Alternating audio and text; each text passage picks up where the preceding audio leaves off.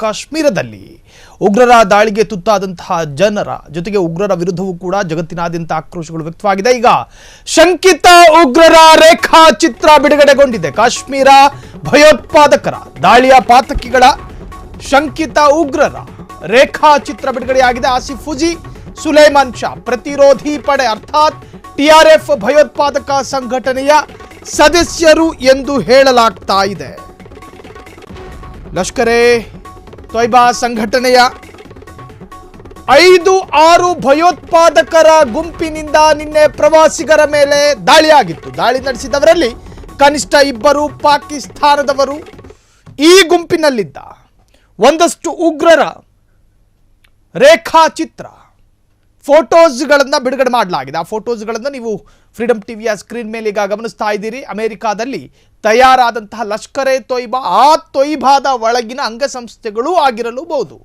ಕಾಶ್ಮೀರ ಭಯೋತ್ಪಾದಕ ದಾಳಿಯ ಪಾತಕಿಗಳ ರೇಖಾಚಿತ್ರ ಬಿಡುಗಡೆ. ಕಾಶ್ಮೀರ ಈಗ ಸಂಪೂರ್ಣ ರಾಜ್ಯವಲ್ಲದೆ ಇದ್ದರೂ ಕೇಂದ್ರಾಡಳಿತ ಪ್ರದೇಶಕ್ಕೆ ಸೇರುತ್ತೆ. 370 ರದ್ದತಿಯ ಬಳಿಕ ಭಾರತ ಕಂಡ ಅತ್ಯಂತ ಘನಘೋರ ಭೀಕರ ರಕ್ತ ಪಿಪಾಸರ ರಕ್ತ ಶಾಸನಗಳ ಪೈಕಿ ಇದು ಕೂಡ ಒಂದು. ಈ ಅಟ್ಯಾಕ್ ಮಾಡಿದವರ ಪೈಕಿ ಯಾರಾಗಿರಬಹುದು, ಯಾರು ಸಸ್ಪೆಕ್ಟೆಡ್ ಮತ್ತು ಯಾರನ್ನ ಈಗ ಅಂದಾಜಿಸಲಾಗಿದೆಯೋ ಅಂತಹ ಭೀಕರರ ರೇಖಾಚಿತ್ರವನ್ನು ಈಗ ಫ್ರೀಡಮ್ ಟಿವಿಯ ಸ್ಕ್ರೀನ್ ಮೇಲೆ ನೀವು ಗಮನಿಸ್ತಾ ಇದ್ದೀರಿ. ಅತ್ಯಾಧುನಿಕ M4 ಕಾರ್ಬೈನ್ ಬಂದೂಕುಗಳನ್ನು ಬಳಸಿ ದಾಳಿ ಮಾಡಲಾಗಿದೆ. ಅಮೆರಿಕಾದಲ್ಲಿ ತಯಾರಾಗಿದ್ದಂಥ M4 ಕಾರ್ಬೈನ್ ಮೂಲಕ ದಾಳಿ. ಅಮೆರಿಕಾದ ಶಸ್ತ್ರಾಸ್ತ್ರಗಳನ್ನು ಹೇಗೆ ಇವರು ಸಂಗ್ರಹಿಸಿದ್ರು ಮತ್ತು ಹೇಗೆ ಇವರ ಕೈಗಳಿಗೆ ಸಿಕ್ತು ಎನ್ನುವಂತಹದ್ರ ಬಗ್ಗೆಯೂ ಕೂಡ ಬಹಳಷ್ಟು ಚರ್ಚೆಗಳಾಗ್ತಾ ಇದೆ. ಈ ಬಗ್ಗೆ ಮತ್ತಷ್ಟು ಡೀಟೇಲ್ಸ್ ಕೊಡೋದಕ್ಕೆ ಮತ್ತೆ ಅಕ್ಷಯ್ ಡೆಸ್ಕ್ನಿಂದ ಲೈವ್ ಆಗಿ ಜಾಯ್ನ್ ಆಗ್ತಾ ಇದ್ದಾರೆ. ಅಕ್ಷಯ್, ಭಾರತ ಕಂಡ ಅತ್ಯಂತ ಭಯಾನಕ ಭೀಕರ ದಾಳಿ, ಈ ದಾಳಿಗೆ ಬಳಸಲಾಗಿರ್ತಕ್ಕಂಥ ಅತ್ಯಾಧುನಿಕ ಶಸ್ತ್ರಾಸ್ತ್ರ ಜೊತೆಗೆ ಶಂಕಿಸಲಾಗಿರ್ತಕ್ಕಂತಹ ಉಗ್ರರ ರೇಖಾಚಿತ್ರಗಳು ಕೂಡ ಬಿಡುಗಡೆಗೊಂಡಿದೆ. ಏನಿದೆ ಈ ಬಗ್ಗೆ ಹೆಚ್ಚಿನ ಡೀಟೇಲ್ಸ್ ಅಕ್ಷಯ್? ಸಾಹಿಲ್, ಪಹಲ್ಗಾಮ್ನಲ್ಲಿ ನಡೆದ ದಾಳಿಗೆ ಸಂಬಂಧಪಟ್ಟ ಹಾಗೆ ಅಧಿಕೃತವಾಗಿ ಸರ್ಕಾರದಿಂದಲೇ ಭಯೋತ್ಪಾದಕರು ಯಾರು ದಾಳಿಯನ್ನು ಮಾಡಿದ್ರು ಅವರ ರೇಖಾಚಿತ್ರ ಬಿಡುಗಡೆಯಾಗಿದೆ. ಈ ದಾಳಿಯ ಹಿಂದಿನ ಪ್ರಮುಖ ರೂವಾರಿಗಳು TRF ಅಂತೇಳಿ, ದಿ ರೆಸಿಸ್ಟೆನ್ಸ್ ಫೋರ್ಸ್ ಅಂದರೆ ಪ್ರತಿರೋಧಿ ಪಡೆ ಅಂತೇಳಿ. ಈ ಪ್ರತಿರೋಧಿ ಪಡೆ ಇದು ಭಯೋತ್ಪಾದಕ ಸಂಘಟನೆ. 2023ರಲ್ಲಿ ಕೇಂದ್ರ ಗೃಹ ಸಚಿವಾಲಯ ಈ ಭಯೋತ್ಪಾದಕ ಸಂಘಟನೆಯನ್ನು ನಿಷೇಧ ಮಾಡಿತ್ತು. ಈ ಭಯೋತ್ಪಾದಕ ಸಂಘಟನೆಯ ಪ್ರಮುಖ ಉದ್ದೇಶ ಏನು ಅಂತ ಹೇಳಿದ್ರೆ ಲೋಕಲೈಸ್ಡ್ ಟೆರರಿಸಮ್ ಅಂತ ಹೇಳಿದ್ರೆ ಪಾಕಿಸ್ತಾನದಿಂದ ಭಯೋತ್ಪಾದಕ ದಾಳಿಗೆ ಬೇಕಾದಂತಹ ಲಾಜಿಸ್ಟಿಕ್ಸ್ ಅಂದರೆ ಶಸ್ತ್ರಾಸ್ತ್ರಗಳಿರ್ಬೋದು ಅಥವಾ ಬೇರೆ ಯಾವುದಾದ್ರೂ ನೆರವುಗಳನ್ನು ಪಡೆದುಕೊಂಡು ಲೋಕಲೈಸ್ಡ್ ಟೆರರಿಸಮ್ ಅಂದರೆ ಸ್ಥಳೀಯರನ್ನೇ ರಿಕ್ರೂಟ್ಮೆಂಟ್ ಮಾಡಿಕೊಂಡು ದಾಳಿಯನ್ನು ಮಾಡುವಂಥದ್ದು ಈ TRFನ ಪ್ರಮುಖವಾಗಿ ಇರುವಂತಹ ಉದ್ದೇಶ.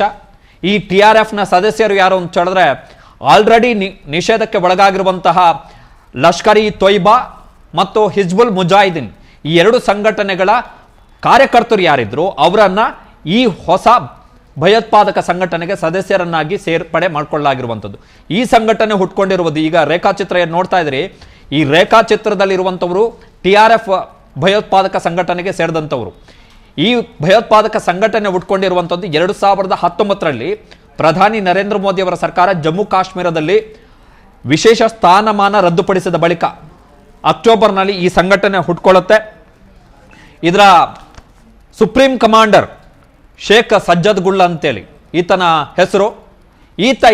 ಇದರ ಆಪರೇಷನ್ ಅನ್ನ ನೋಡ್ತಾ ಇರುವಂಥದ್ದು. ಬಟ್ ವಿಚಿತ್ರ ಏನು ಅಂತ ಹೇಳಿದ್ರೆ ನಿನ್ನೆ ಪಹಲ್ಗಾಮ್ನಲ್ಲಿ ನಡೆದಂತಹ ದಾಳಿಯ ಸಂದರ್ಭದಲ್ಲಿ ಸದ್ಯಕ್ಕೆ ಸಿಕ್ಕಿರುವಂತಹ ಮಾಹಿತಿಗಳ ಪ್ರಕಾರ ಅತ್ಯಾಧುನಿಕ ಶಸ್ತ್ರಾಸ್ತ್ರಗಳನ್ನು ಬಳಸಲಾಗಿದೆ. ಅದರಲ್ಲೂ ಕೂಡ ಅಮೆರಿಕದಲ್ಲಿ ತಯಾರಾದಂತಹ ಬಂದೂಕುಗಳನ್ನು, ಅಮೆರಿಕದಲ್ಲಿ ತಯಾರಾದಂತಹ ಗುಂಡುಗಳನ್ನು ಈ ದಾಳಿಗೆ ಬಳಸಲಾಗಿರುವಂಥದ್ದು. ಸೊ ಅಷ್ಟೊಂದು ಅತ್ಯಾಧುನಿಕ ಶಸ್ತ್ರಾಸ್ತ್ರ ಎಲ್ಲಿ ಸಿಕ್ತು, ಜೊತೆಗೆ ಈ ದಾಳಿಗೆ ಬಳಸಲಾದಂತಹ ಶಸ್ತ್ರಾಸ್ತ್ರಗಳು ಮತ್ತು ಈ ದಾಳಿಯಲ್ಲಿ ಪಾಲ್ಗೊಂಡಂತಹ 5-6 ಮಂದಿ ಭಯೋತ್ಪಾದಕರ ಪೈಕಿ 2 ಪಾಕಿಸ್ತಾನ ಮೂಲದವರು, ಉಳಿದವರು ಸ್ಥಳೀಯರು ಎನ್ನುವಂಥ ಮಾಹಿತಿ ಇದೆ. ಸೊ ಲೋಕಲೈಸ್ಡ್ ಟೆರರಿಸಮ್ ಅಂದರೆ ಸ್ಥಳೀಯರನ್ನೇ ಭಯೋತ್ಪಾದಕ ಸಂಘಟನೆಗೆ ರಿಕ್ರೂಟ್ಮೆಂಟ್ ಮಾಡಿಕೊಂಡು ದಾಳಿಯನ್ನು ಮಾಡುವಂತಹ ತಂತ್ರಗಾರಿಕೆಯನ್ನು ಈ ಸಂಘಟನೆ ಮಾಡ್ತಾ ಇದೆ. 2023ರಲ್ಲಿ ಕೇಂದ್ರ ಗೃಹ ಸಚಿವಾಲಯ ಈ ಸಂಘಟನೆಯನ್ನು ಬ್ಯಾನ್ ಮಾಡುವಂತಹ ಸಂದರ್ಭದಲ್ಲಿ MHA ಹೇಳುತ್ತೆ ಇವರು ಡ್ರಗ್ ಅಂದರೆ ಮಾದಕ ದ್ರವ್ಯಗಳನ್ನು ಜಮ್ಮು ಕಾಶ್ಮೀರದ ಒಳಗಡೆ ನುಗ್ಗಿಸ್ತಾ ಇದ್ದಾರೆ ಇವರು ಅಂತೇಳಿ ಈ ಸಂಘಟನೆ.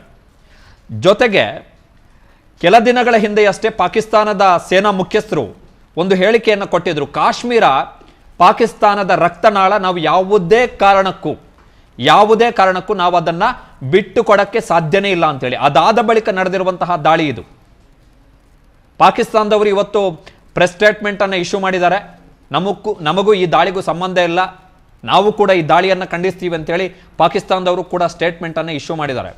ಬಟ್ ಹಫೀಜ್ ಸಯೀದ್, ಲಷ್ಕರ್ ಇ ತೊಯ್ಬಾದ ಸಂಸ್ಥಾಪಕ ಹಫೀಜ್ ಸಯೀದ್ ಪಾಕಿಸ್ತಾನದಲ್ಲಿ ಆರಾಮದಲ್ಲೇ ಇದ್ದಾನೆ, ನೆಮ್ಮದಿಯಾಗಿದ್ದಾನೆ, ಐಷಾರಾಮಿ ಜೀವನವನ್ನು ನಡೆಸ್ತಾ ಇದ್ದಾನೆ. ಈ TRFನ ಸುಪ್ರೀಂ ಲೀಡರ್ ಅಂತೇಳಿ ಏನು ಅವರು ಕರ್ಕೊಳ್ತಾರೆ, ಆತ ಕೂಡ ಕರಾಚಿಯಲ್ಲಿ ಪಾಕಿಸ್ತಾನದಲ್ಲಿ ಆರಾಮವಾಗಿ ಓಡಾಡ್ಕೊಂಡಿದ್ದಾರೆ. ಆತ ಕೂಡ ಐಷಾರಾಮಿ ಜೀವನವನ್ನು ನಡೆಸ್ತಾ ಇದ್ದಾನೆ. ಈ ದಾಳಿಯ ಬಳಿಕ ಈಗ ಅಮೆರಿಕದವರು ಸ್ಟೇಟ್ಮೆಂಟನ್ನು ಇಶ್ಯೂ ಮಾಡಿದ್ದಾರೆ, ಡೊನಾಲ್ಡ್ ಟ್ರಂಪ್ ಇಶ್ಯೂ ಮಾಡಿದ್ದಾರೆ, ಪುಟಿನ್ ಇಶ್ಯೂ ಮಾಡಿದ್ದಾರೆ, ರಷ್ಯಾ ಅಧ್ಯಕ್ಷರು ಈ ದಾಳಿಯನ್ನು ಖಂಡಿಸಿ. ಚೀನಾ ಈ ದಾಳಿಯನ್ನು ಖಂಡಿಸಿದೆ. ಆದರೆ ಈ ಭಯೋತ್ಪಾದಕ ಸಂಘಟನೆಯ ಮೇಲೆ ಅಂತಾರಾಷ್ಟ್ರೀಯ ಕ್ರಮಗಳೇನು, ಭಾರತ ಸರ್ಕಾರ ಏನು ಕ್ರಮಗಳನ್ನು ಕೈಗೊಳ್ಳುತ್ತೆ, ಈಗ ಎಲ್ಲರೂ ಎದುರು ನೋಡ್ತಾ ಇರುವಂಥದ್ದು ಒಂದೇ, ಏನು ಮಿಲಿಟರಿ ಕಾರ್ಯಾಚರಣೆ ಅಷ್ಟೇ.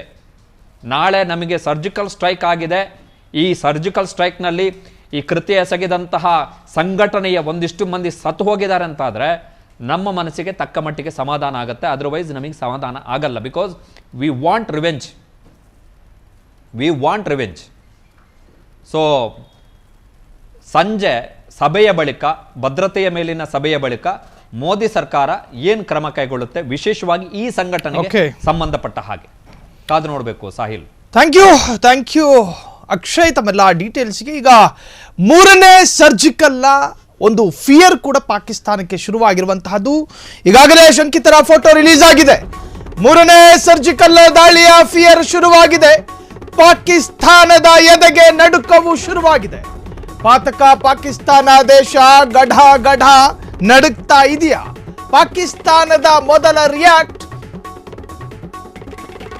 ನಮ್ಮವರ್ಯಾರೂ ದಾಳಿ ನಡೆಸಿಲ್ಲ. ಪ್ರತಿ ಬಾರಿಯೂ ಪಾಕಿಸ್ತಾನ ಹೇಳುವಂತೆ ಈ ಬಾರಿಯೂ ಹೇಳಿಕೊಂಡಿದೆ, ನಮಗೂ ಇದಕ್ಕೂ ಸಂಬಂಧಗಳಿಲ್ಲ, ಯಾವುದೇ ತೆರೆನಾದ ಸಂಬಂಧ ಇಲ್ಲ, ಪಹಲ್ಗಾಮ್ ದಾಳಿಗೂ ನಮಗೂ ಸಂಬಂಧವೇ ಇಲ್ಲ.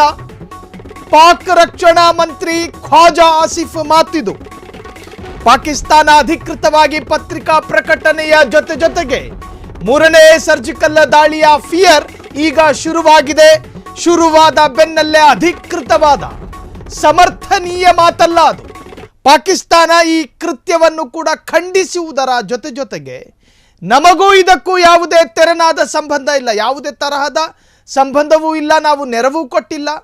ಆದರೆ ಪಾಕಿಸ್ತಾನ ಪ್ರತಿ ದಾಳಿಯ ಬೆನ್ನಲ್ಲೇ ಇದೇ ತರಹದ ಸ್ಟೇಟ್ಮೆಂಟ್ಗಳನ್ನು ಈ ಹಿಂದಿನಿಂದಲೂ ಕೂಡ ನಾವು ಗಮನಿಸಿದ್ದೀವಿ.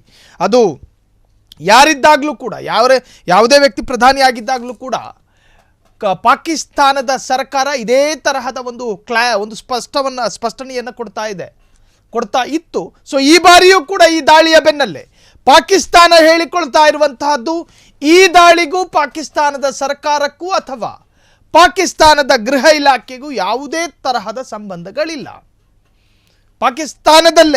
ಪಾಕಿಸ್ತಾನ ಸರ್ಕಾರವೇ ನಿಷೇಧಕ್ಕೆ ಒಳಪಡಿಸಿರುವಂತಹ ಸಾಕಷ್ಟು ಸಂಘಟನೆಗಳು ಈಗಲೂ ಕಾರ್ಯಾಚರಿಸ್ತಾ ಇದೆ.